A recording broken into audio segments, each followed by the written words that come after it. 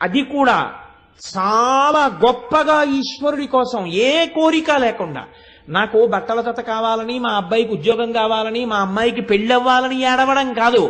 ఒక్కసారి ఈశ్వర నా కంటికి కనపడవా అని ఏడిచేవాడుంటే వాడి కోసం శివుడు సిద్ధంగా ఉన్నాడు.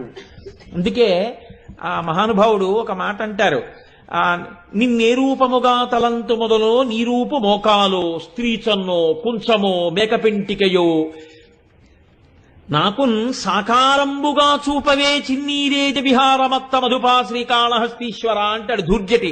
నువ్వు భక్తులను అనుగ్రహించడానికి రకరకాలుగా కనపడ్డావు, ఈ భక్తుణ్ణి కూడా అనుగ్రహించడానికి ఒక్కసారి సాకారంగా కనపడవయ్యా శంకర అని ఏడిచాడు. అంతే.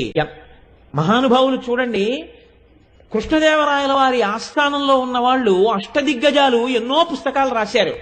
ఏ పుస్తకమైనా దేవాలయాల గోడల మీద నిలబడిందా?